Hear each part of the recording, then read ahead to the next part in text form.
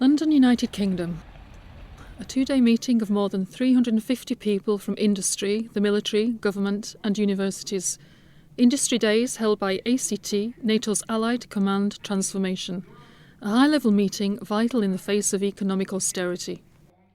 I think for most of us, it is the worst economic crisis we have ever faced. And it is having an impact on everything we do.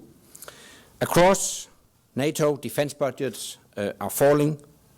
The cost of critical capabilities is rising. And security threats are more complex and less predictable. And that's actually a dangerous combination. So we have to change something now. We cannot ask the allies to spend more. We have to ask them to spend better. And that's what I call smart defense. So dialogue with industry is launched. NATO's Allied Command Transformation looks to the medium and long term in its work with companies.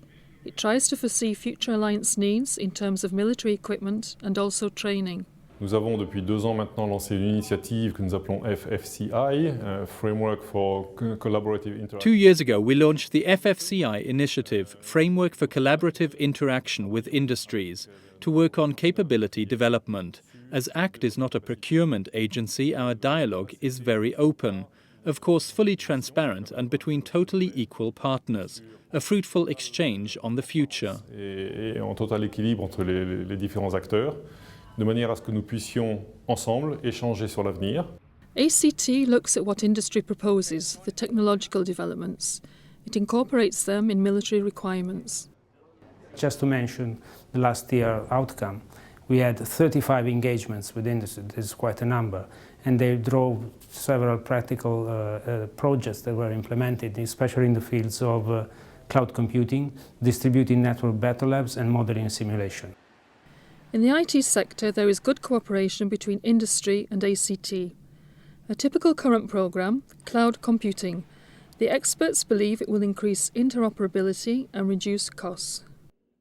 The notion that you take away the hardware and the equipment that you're used to seeing on your desk or in your server rooms at a location, and you move that away somewhere else. You don't worry about maintaining them and operating them. All you're worried about is the information that you want to use and to store, and that can be done somewhere else. ACT analyses and proposes, but NATO signs the contracts with industry.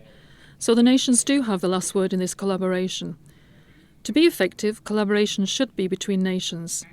A good example of successful multinational cooperation, the AWACS, NATO's airborne warning and control aircraft. Le fait de se mettre à plusieurs, d'une manière générale, et de se mettre à plusieurs de manière efficace. Several of us working together in general and doing so effectively in a framework which NATO can facilitate with experience and expertise, that is key today.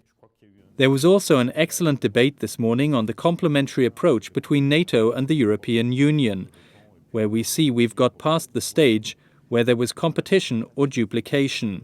We now complement each other, and if we could rapidly reach synergy, that would be marvelous. Et puissions arriver rapidement à la synergie, ce serait quelque chose d'extraordinaire. So reducing costs and ensuring the security of the alliance is possible. The key is smart defence, and industry is warmly invited to play a part in it. This is a NATO Channel report.